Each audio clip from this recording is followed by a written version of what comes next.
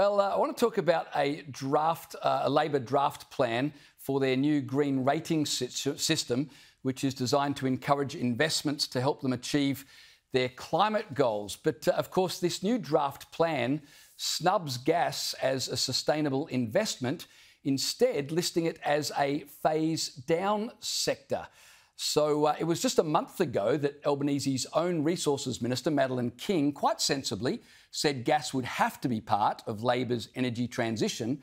And yet today we learn it's being phased down. So which is it?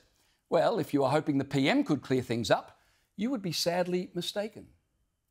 If you've heard of that framework before today, I'd be surprised. What we have is I would be surprised. Perhaps I'm wrong, and you have. What we've announced is a future gas strategy.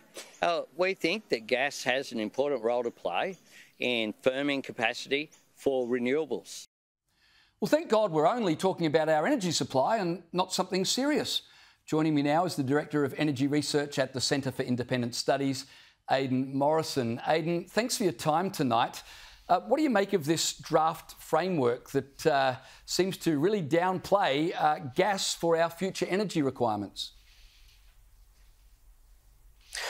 Yes, I don't make a lot of it. It's quite surprising, actually.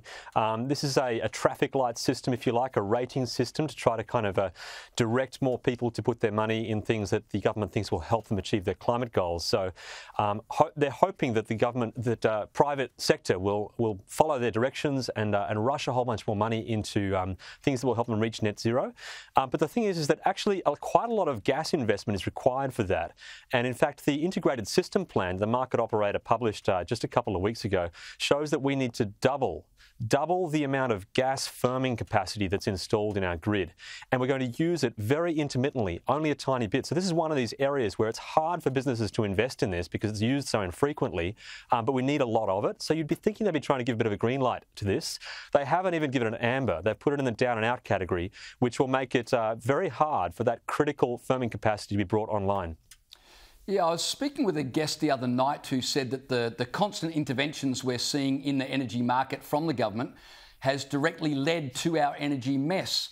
So I want to ask you, is this just another example of that? I mean, it seems the more the government meddle in this sector, the worse it gets and the more confusing it becomes. Well, look, I think it is another example, but I have to say this is the lightest touch compared to all the other interventions they've done in the energy sector. This is initially at least just a voluntary code. So they're really just hoping that the market sort of responds the way they wish them to.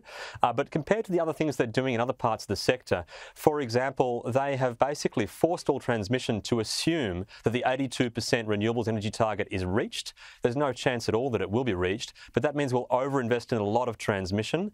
And also the government has opened the checkbook in the capacity investment scheme, literally an open-ended subsidy where they're saying to other companies, tell us what you need us to pay you to assure you for you to build this renewable energy, and offering to fund the difference and underwrite that difference. So this is a very, very light touch. I think it's quite hopeful that just the market will solve some of these problems. But the reality is that the market doesn't have the solutions for pushing things uphill economically. Renewables don't add up so easily, and the cost of all this firming supply is very expensive because it's used so infrequently. So I think this is a light intervention so far, but my word, the other interventions have had a really big impact. Yeah, very good. Aidan, thanks for being with me tonight.